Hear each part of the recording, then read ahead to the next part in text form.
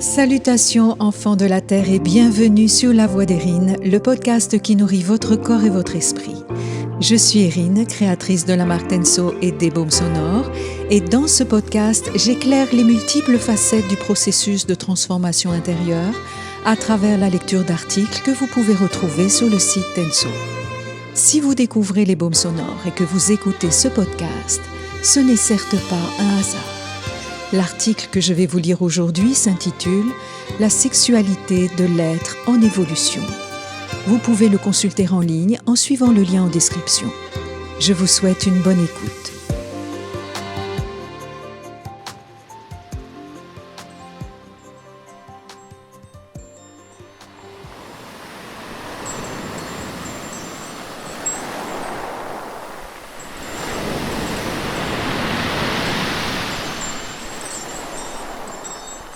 La sexualité est un phénomène complexe, extrêmement puissant, qui est fondamentalement lié à la nature cosmique de l'homme.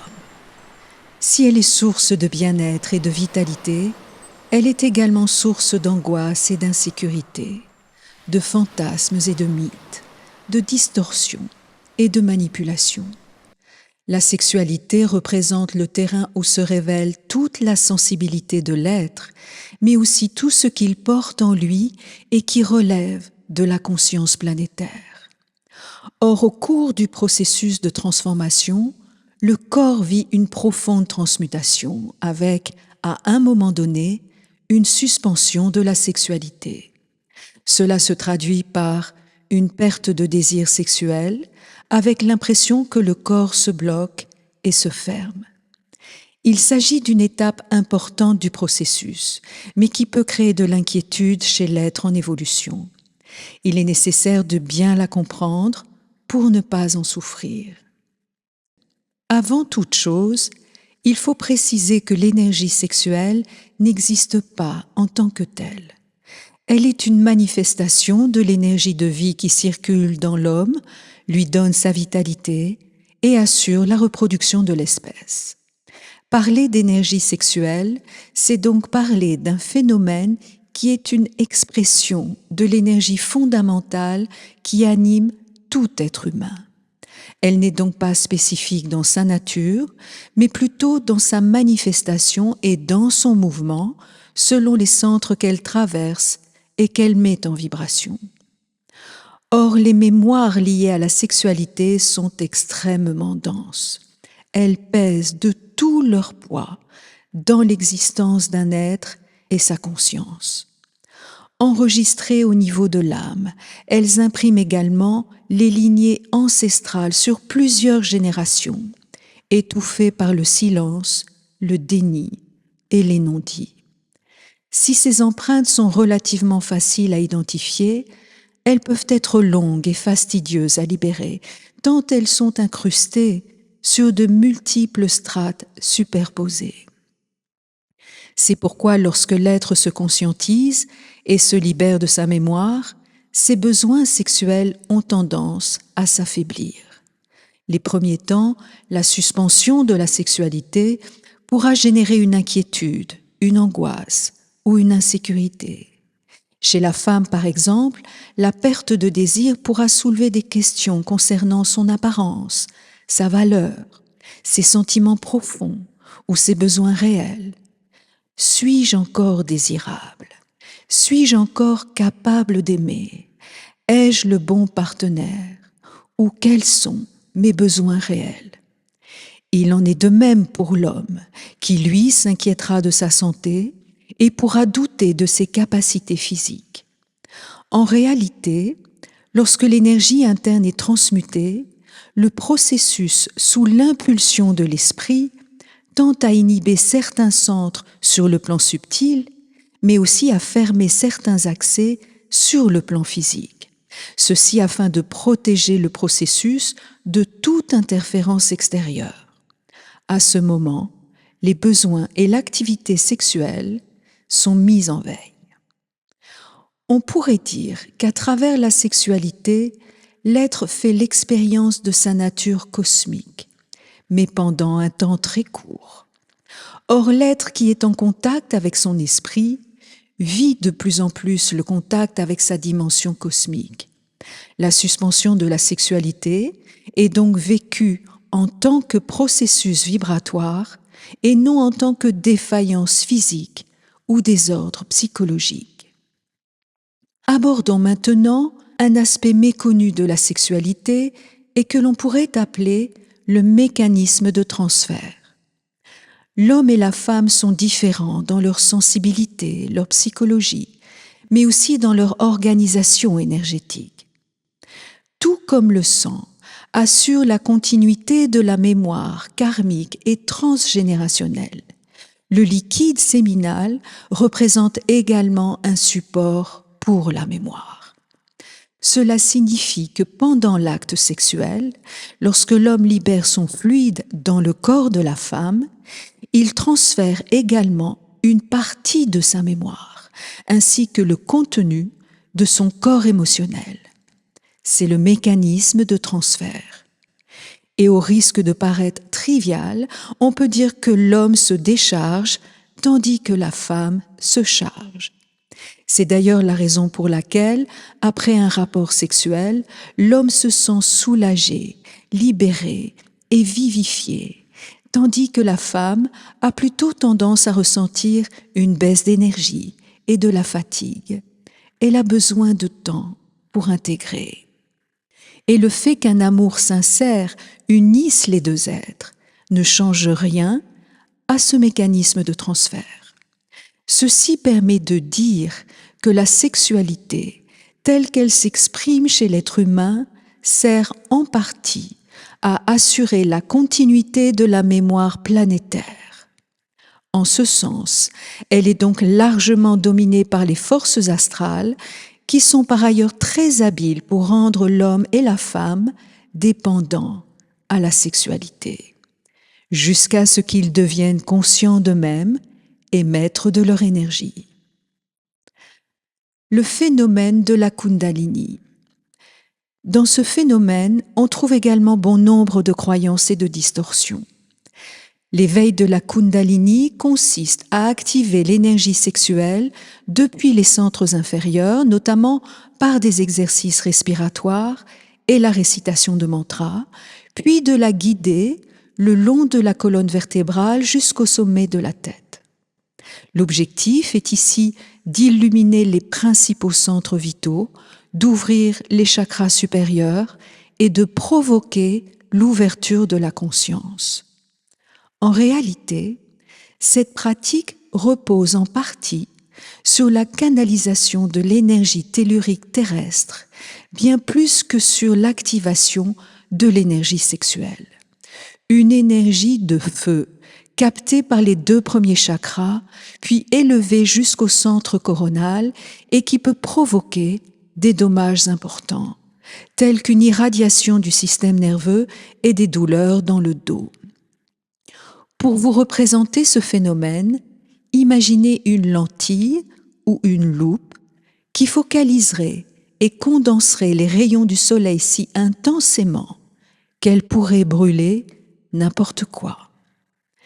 Si certaines pratiques, comme le tantrisme, peuvent aider l'être à transcender son rapport à la sexualité afin de vivre une intimité plus harmonieuse, elles peuvent aussi amplifier ses besoins et le conduire à l'addiction et à la possession astrale. En réalité, tout être soumis aux pulsions de son corps de désir et de son corps émotionnel vit une forme de possession. Il n'est pas maître de son énergie. Or, l'énergie sexuelle est une énergie vibrante, puissante, magnétique. Et comme nous l'avons déjà mentionné, ce qui est fortement magnétique est fortement magnétisable et donc manipulable. Ainsi, plus l'être est astralisé dans sa conscience et dans son énergie, plus il est excitable, réactif, émotif, et plus sa sexualité souffre de l'influence astrale. Mais la montée de Kundalini n'a rien à voir avec la descente de la lumière dans l'homme, qui, elle, pénètre la sphère mentale avant d'atteindre les centres inférieurs de l'être. La lumière descend, elle ne monte pas. S'il y a ouverture de la conscience, c'est par la descente d'une énergie de haute fréquence, impulsée par l'esprit dans l'être, et non par la montée d'une énergie tellurique, gorgée des mémoires primitives et archaïques du globe. Ce n'est pas un hasard si l'on constate aujourd'hui un vieillissement de la population mondiale avec, dans certains pays, une natalité en chute libre. Ce phénomène démographique est à mettre en lien avec la transmutation de l'énergie planétaire. Ce n'est donc pas la baisse de la natalité qui modifie l'équilibre démographique et économique d'un pays, mais plutôt les besoins de transmutation de la mémoire d'une race, d'un peuple ou d'une planète. Or, ces besoins nécessitent à un moment donné un ralentissement démographique, pouvant aller parfois jusqu'à l'extinction d'un peuple ou d'une race. De tout temps, de nombreux peuples ont existé à la surface de la Terre, puis se sont éteints, leur conscience étant devenue incompatible avec l'évolution planétaire dans son ensemble, telle que définie par les grands êtres qui la planifient. Le serpent planétaire. Les sociétés modernes et certaines sociétés antiques sont parvenues à faire de la sexualité un divertissement, parfois extrêmement raffiné et sophistiqué. Au regard du mécanisme de transfert dont nous avons parlé, la sexualité ne peut pas être réduite au simple plaisir de la chair et à la satisfaction des besoins émotionnels. La sexualité possède une dimension occulte, puissante, qui ne peut être ignorée. Or, les besoins sexuels de l'homme ont toujours fait l'objet de manipulations par les forces invisibles. Et ces forces savent parfaitement appuyer sur les bons boutons pour capter et vampiriser son énergie vitale. Manipuler l'énergie sexuelle permet en effet de nourrir une entité que l'on pourrait appeler le serpent planétaire et qui permet de contrôler l'énergie de la planète tout entière. Dans ce phénomène, l'être humain représente la cheville ouvrière qui assure la vitalité du serpent planétaire. Observez à quel point la sexualité est aujourd'hui omniprésente. En quelques années, la toile est devenue un océan d'images à caractère sexuel ou pornographique. L'art, la culture, les industries musicales et cinématographiques en sont infectées. Sans parler de la promotion plus que douteuse de la sexualité chez les tout-petits et les scandales qui éclatent chaque jour dans le monde. Si sur le plan subtil, la sexualité est un enjeu de pouvoir, un levier de manipulation des masses, sur le plan matériel, elle représente aussi un marché très juteux. Vous comprendrez mieux pourquoi l'énergie sexuelle est constamment exposée, promue, excitée, stimulée. À l'évidence, le serpent planétaire a dépassé le seuil de l'obésité morbide. Or, dans le processus de transformation, l'homme et la femme qui se conscientisent cessent de nourrir les forces invisibles, que ce soit à travers leurs émotions, leurs pensées ou leur sexualité. Et lorsqu'il n'est plus le temps pour vous de manger un aliment que vous avez pourtant apprécié pendant des années, votre corps, à un moment donné, impose une diète et peut-être un changement d'alimentation, non pas pour nourrir les besoins émotionnels de l'ego planétaire, mais pour nourrir les besoins vibratoires de l'être qui s'individualise dans sa conscience. Si la sexualité est sous l'influence des forces astrales dans l'être, elle subit aussi le mouvement de la lumière en lui. Tout dépend donc de son taux vibratoire. Si le taux vibratoire est bas et que l'ego est dominé par sa mémoire, sa sexualité sera astralisée. Mais si l'être est en évolution de conscience et que son processus de transformation est bien avancé, sa sexualité sera soumise au mouvement de la lumière en lui. Ce qu'il vit dans sa chair, dans son corps, est désormais placé sous l'égide de son esprit.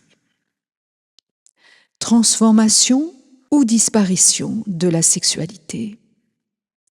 Rappelez-vous une chose, le problème n'est jamais ce que vous vivez, mais la manière dont vous le vivez. Par exemple, si vous vivez en couple, que l'harmonie et l'amour sont là, mais que votre appétit sexuel faiblit temporairement, il vous faut prendre conscience qu'il y a là un processus intérieur qui se joue en vous et qu'il est vain de tenter de résoudre ce qui n'a pas besoin d'être résolu, mais plutôt accepté, et pour une durée qui appartient à l'esprit. Quant à savoir si la sexualité est appelée à disparaître chez l'être en évolution, la réponse ne peut être qu'individuelle, car chaque processus est unique. Par conséquent, si vous vous désolez de ne pas trouver de partenaire, de ne pas trouver chaussures à votre pied, ou bien que vous vous inquiétez de cette perte de désir, acceptez simplement ceci comme une étape dans votre processus de transformation. Un processus qui dépasse de loin tout ce qui a été vécu sur cette planète. Par ailleurs, ce qui s'actualise ici en toile de fond, c'est ceci. Si je ne suis pas en couple, que je n'ai pas de partenaire ou que la sexualité se fait rare dans ma vie, suis-je encore un homme ou suis-je encore une femme? Sentez l'insécurité, l'angoisse et les peurs que cette question peut susciter.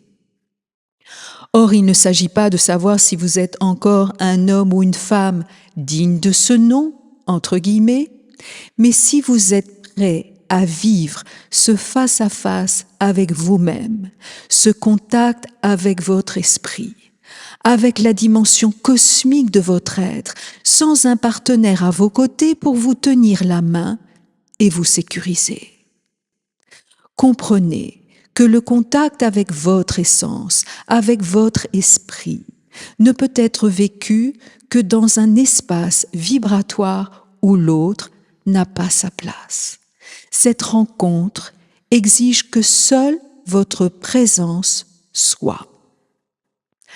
Alors oui, cette perspective peut paraître terrifiante aux yeux de celui dont la conscience n'est pas individualisée. Mais pour l'être qui est dans son esprit, dans son intelligence et dans son identité profonde, cette perspective ne ressemble pas à un désert aride, triste et angoissant, mais à une plaine vaste, vivifiante et luxuriante où tout devient possible.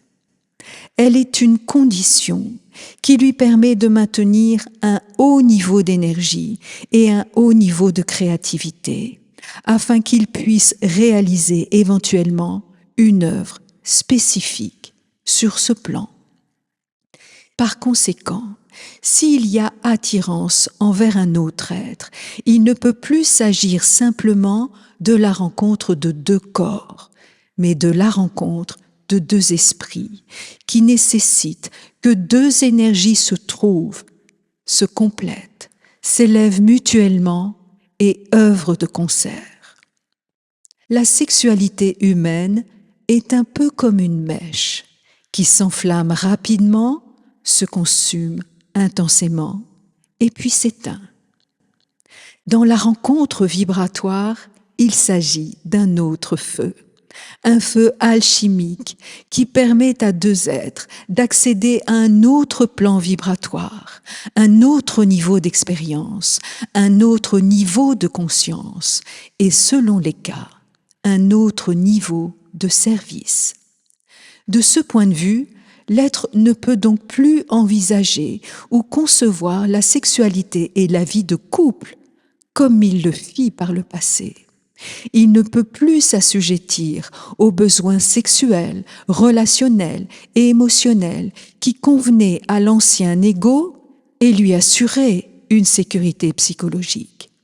Sa nouvelle vibration impose naturellement un certain type de vie dont chaque aspect ne peut plus être limité, conditionné ou dominé par les anciens besoins de l'ego planétaire.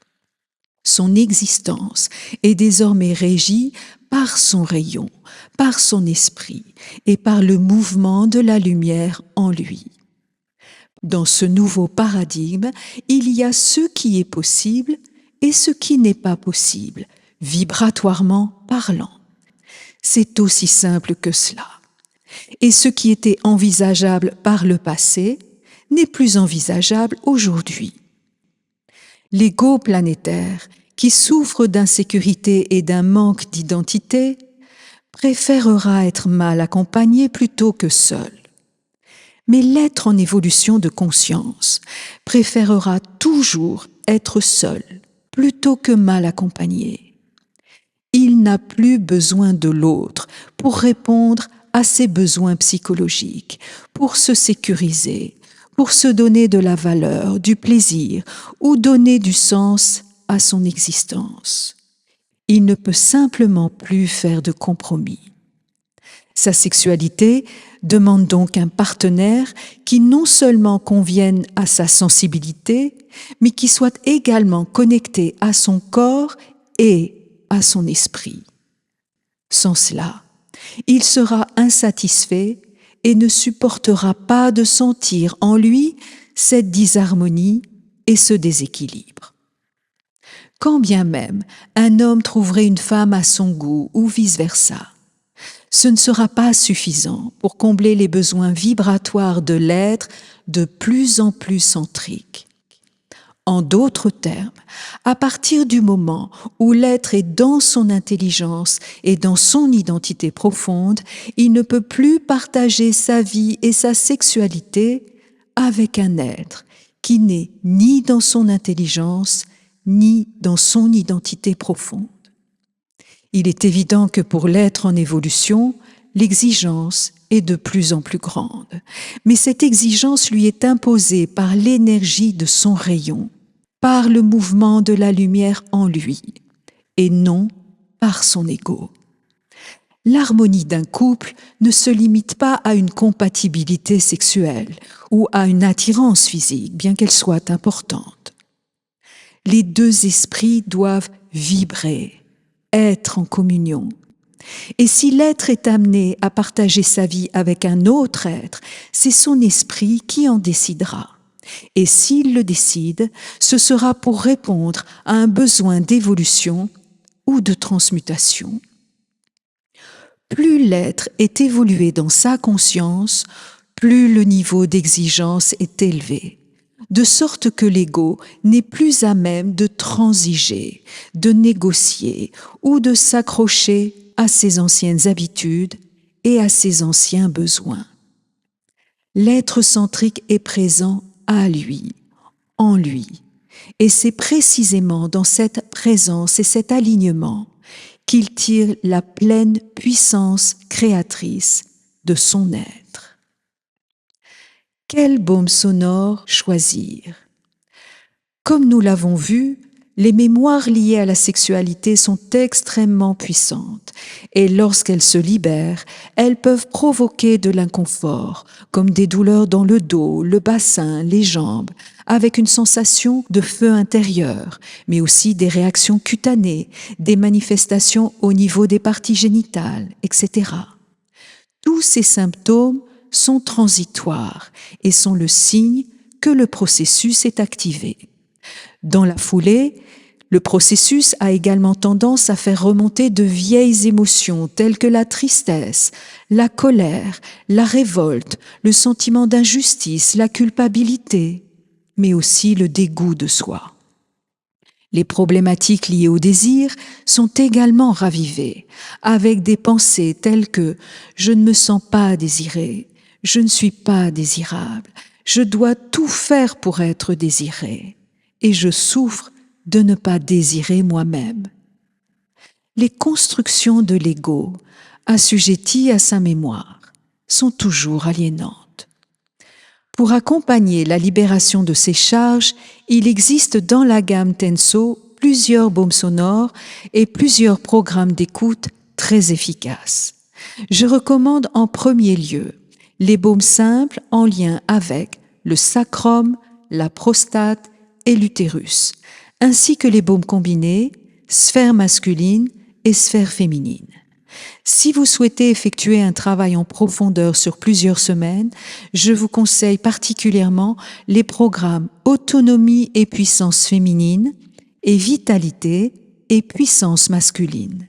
Ces deux programmes ciblent la partie basse du corps et facilitent la libération des mémoires transgénérationnelles. Je vous renvoie également à 2 podcasts très éclairants sur ces sujets. Le voyage de Léa et la traversée de Myriam. Ces podcasts montrent les différentes étapes du processus et l'action puissante des baumes sonores sur ces mémoires. Vous trouverez tous les liens dans l'article publié sur mon site. De la domination à la puissance créatrice de l'être. À travers la sexualité, c'est toute la dimension cosmique de l'homme qui s'exprime et avec elle, sa puissance créatrice. Sans conscience, l'homme dilapide son énergie vitale et l'offre en pâture aux serpents planétaires et aux forces invisibles. Or, cette fin de cycle est marquée par un changement de pouvoir et de régence entre 2 types de forces, les forces astrales et les forces de la lumière. Dans cette phase de transition, les forces astrales qui ont ralenti l'évolution de l'homme durant la période involutive n'ont pas d'autre choix que de se retirer, tout comme la nuit n'a pas d'autre choix que de s'effacer lorsque le soleil apparaît à l'horizon. L'homme avait besoin de s'enfoncer dans les tréfonds de la matière jusqu'à s'y perdre, et le moins que l'on puisse dire, c'est qu'il s'est plutôt bien débrouillé. Il est temps pour lui de ne plus nourrir les forces invisibles, que ce soit à travers ses émotions, ses pensées, son corps de désir et sa sexualité. Il est temps pour lui de s'affranchir de toute domination. S'affranchir signifie reprendre possession de son territoire, replacer le maître dans sa demeure et devenir enfin maître de son énergie. Durant l'involution, la sexualité a servi à canaliser l'énergie vitale et la puissance créatrice de l'homme à des fins de domination et de manipulation. L'homme doit aujourd'hui entrer en contact avec son esprit et accepter que sa vie se réorganise. Il doit apprendre à canaliser son énergie et son intelligence créatrice pour son propre bénéfice. Et lorsque la puissance sexuelle est mise au service de la puissance créatrice dans l'homme devient capable de créer des formes nouvelles qui non seulement servent son évolution, mais aussi l'évolution de la conscience et le changement planétaire. Voilà, cette lecture est terminée et j'espère que vous l'avez appréciée. N'hésitez pas à commenter et à partager ce podcast. Les pouces en l'air et les 5 étoiles sont les bienvenus pour soutenir sa diffusion. Si vous souhaitez vous lancer dans l'aventure avec les baumes sonores, rendez-vous sur le site Tenso pour demander votre conseil personnalisé gratuit. Je me ferai une joie de vous guider. À très bientôt pour une prochaine lecture sur la voie d'Erin et d'ici là, portez-vous bien et soyez vibrants.